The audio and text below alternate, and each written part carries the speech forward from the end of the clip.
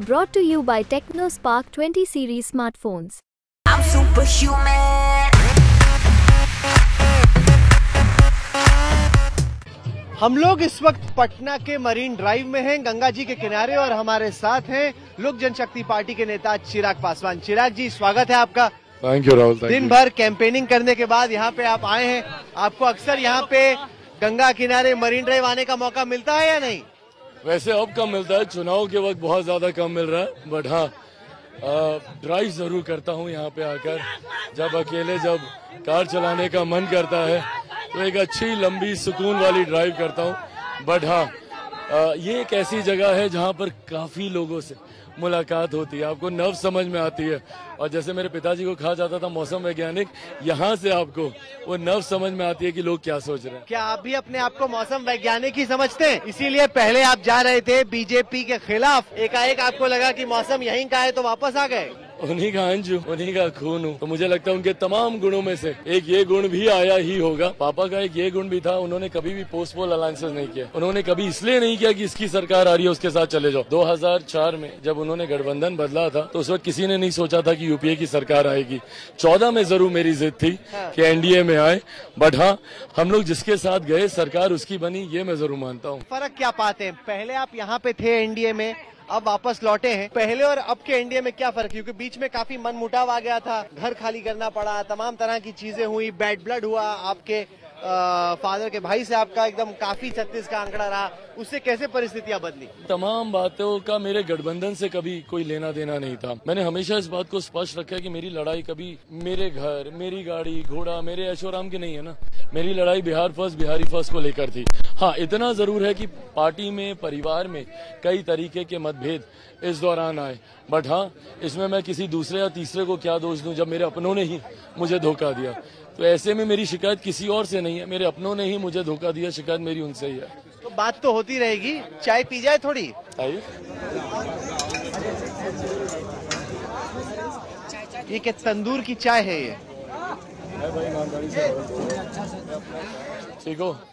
हाँ इस वक्त बिहार में एक पॉलिटिकल वैक्यूम सा दिख रहा है। जैसे जैसे नीतीश जी का, लालू जी का युग खत्म हो रहा है, सवाल यह है कि बिहार में कौन सा वो युवा नेता होगा, युवा चेहरा होगा जो कि बिहार का अगला सुपरहिट सेंसेशन बनता है। उस रेस में आप भी हैं, उस रेस में तेजस्वी भी हैं, उस रेस में सम्राट चौधरी भी हैं।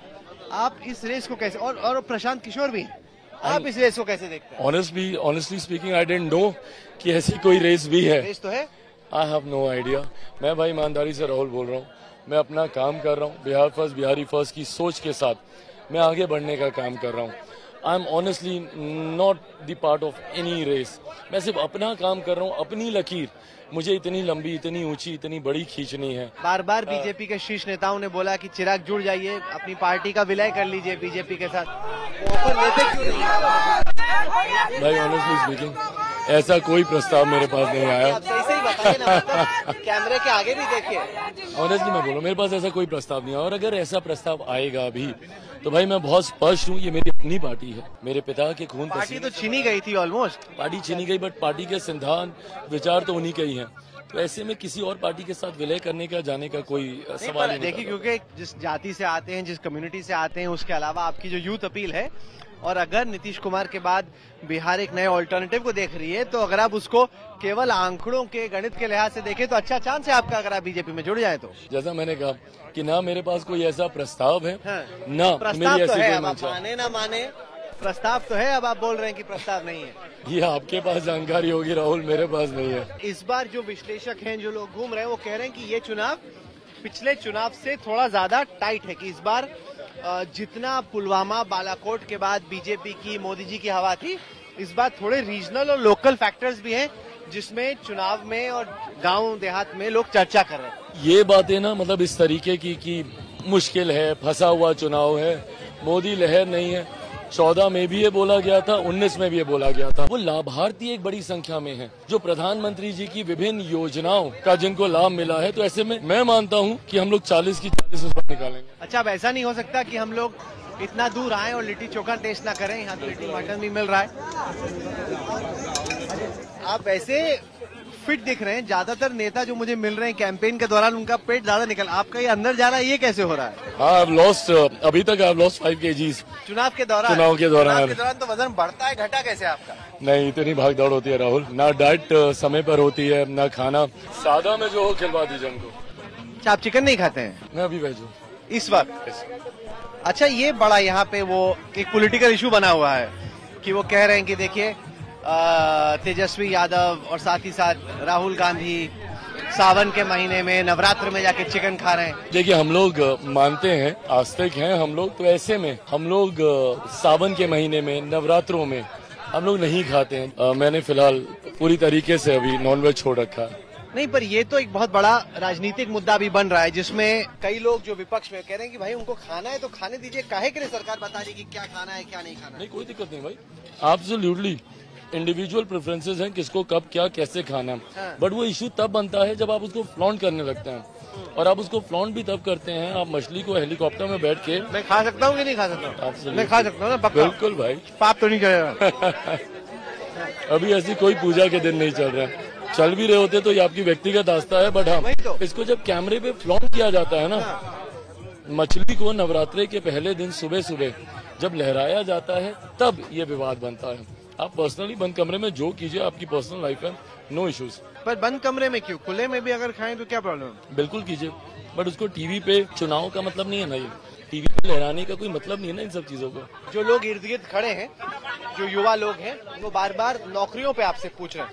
मुजफ्फरपुर में मैं तेजस्वी यादव की सभा में था, वो बोले भाई 5 लाख नौकरियां मैंने दी, आप लोगों का मंगलसूत्र अरेंज हो, मैं काम कर रहा हूँ। कह रहे हैं कि जब मैं आऊंगा तभी सरकारी नौकरी आएंगी। एनडीए बीजेपी आप लोग सीरियस नहीं है नौकरियों को लेकर। 90 का पूरा दशक हाँ। यही लोग थे ना, सबसे ज्यादा अगर पलायन हुआ तो उसी दौरान हुआ। ऐसे में आज भी बिहार की जनता ये जानती है, नौकरी के बदले जमीन, जितनी नौकरी देने के वादे कर रहे हैं उतनी नहीं, जमीन वो तो कहाँ लालू गया? जी का जंगल राज था। वो कह रहे हैं आज की तारीख में जो उन्होंने काम किया। अगर आप काम करेंगे अच्छी बात है ना, आप डिलीवर कीजिए, कोई एतराज नहीं है। आपको आपकी पार्टी को मौका मिला था, कहीं ना कहीं उसका असर तो दिखेगा ही ना आपके ऊपर। मैम, आपका चिकन लिट्टी है तो बहुत जबरदस्त, बहुत बढ़िया है। अगर मैं कल यहाँ पे तेजस्वी यादव के साथ आया तब आप उल्टे नारे लगा दोगे, तब आप उनके नारे लगा दोगे? अरे कोई नहीं है टक्कर में इस बार। चलिए आगे चलते हैं। पिछले विधानसभा चुनाव में मुख्यमंत्री नीतीश कुमार को यह लगा कि उनका काम आप ही ने खराब किया, कि कई सीटों पे उनके उम्मीदवारों को लॉस हुआ क्योंकि आपने वहाँ पे उनका काम जानबूझ के खराब किया। अब आपका रिश्ता कैसा है उनसे? बना नहीं बना? देखिए, आज की तारीख में हम सब लोग एक बड़े लक्ष्य के लिए एक साथ एक गठबंधन में आए हैं। प्रधानमंत्री जी को तीसरी बार प्रधानमंत्री बनाने के लक्ष्य के लिए।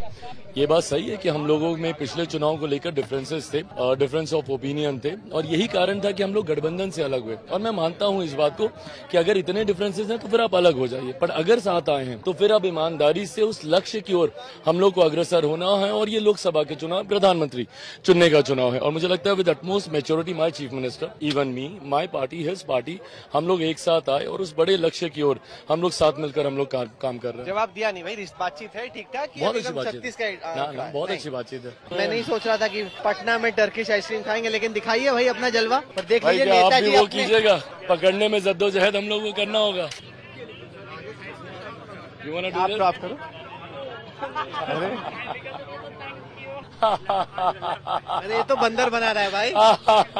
ऐसा ना हो कि वोटर भी यही हाल करे, वो दिखाता रहे अपना वोट और दे ना वोट। ऐसा नहीं होना चाहिए भाई। 4 जून को ये विश्वास मेरा बिहार की जनता पे है। पता चले वोटर भी बोल रहा है कि मैं दे रहा हूँ वोट, फिर दिया नहीं एंड में। पक्का इस बार वाला। थैंक यू, बहुत बहुत शुक्रिया आपका। थैंक यू भाई। कहीं वोटर भी तो नेता का यही हाल नहीं कर देंगे? नहीं, इस बार बिहार में जो है ना बीजेपी का पूरा रहा। बीजेपी क्यों परेशान किया भाई? ये तो मेरा टेक्निकल है। उसने भी सिर्फ नेताजी को ही आइसक्रीम खिलाई नहीं मुझे आइसक्रीम। अरे भाई, हम भी पसीने में हैं, ऐसे बताइए। अरे आप नेता का ही बंदर बना रहे हो, मेरे को काहे बंदा बना रहे हो? अरे दे दिया, शुक्र है, मेरे को लगा देगा ही नहीं। आज की तारीख में अब लोग जागरूक हो गए। गॉन आर द डेज जब जात पात धर्म मजहब के नाम पर आपको बांट दिया जाता था, आप लोगों के साथ बंटवारे की राजनीति कर दी जाती थी, बट अब नहीं।